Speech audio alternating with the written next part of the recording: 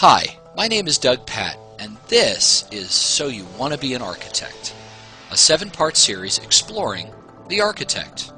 This is Lesson 2. What does an architect make? On the surface, this sounds like a dumb question. An architect makes buildings. But if you look below the surface, you'll see that the answer is much more meaningful. Ralph Waldo Emerson was a well-known writer, philosopher, and poet.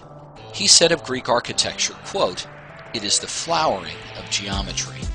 Translated, Emerson was referring to the Greek architect's elaboration and mastery of shape and form.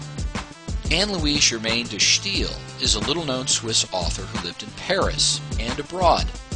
She is quoted as saying, "Architecture is frozen music." In simple terms, her comment means that architects make a kind of static harmony of sound. Philip Schaff was a Swiss-born Protestant theologian. He said, quote, "Architecture is a handmaid of devotion. A beautiful church is a sermon in stone."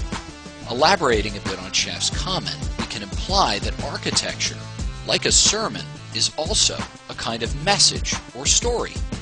And finally, John Ruskin, an author, poet, and artist, said of architecture that the mere sight of it, quote, "may contribute to mental health, power, and pleasure." In other words, architecture is an inspiration. So let's move beyond the specifics of what each person was referring to and draw some general conclusions. In simple terms, these 4 individuals tell us that an architect, when creating buildings, makes form, story, music, and inspiration. So let's take a look at a couple examples of each.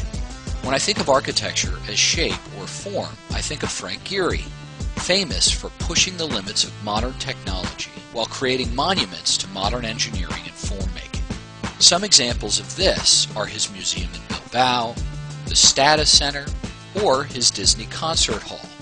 When I think of architecture telling me a story, I think of Frank Lloyd Wright's Guggenheim Museum that tells a story from the outside about how one moves through the spiraling galleries on the inside, or the Pompidou Center in Paris that tells a kind of color-coded story from the outside about the mechanical inner workings that make this building function on the inside.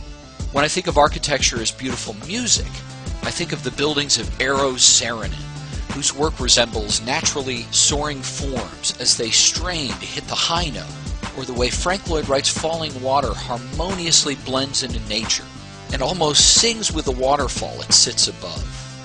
When I think of architecture as inspiration, I think of the great cathedrals of Europe and the US, or the great skyscrapers of our cities. So while some may think that architecture is just about making buildings, you know that making architecture is about making much more than just a box with windows. Among other things, it's about making form, story, music, and inspiration. And that concludes the second part of our video series, So You Want to Be an Architect. I'm Doug Patt. See you next time on How to Architect.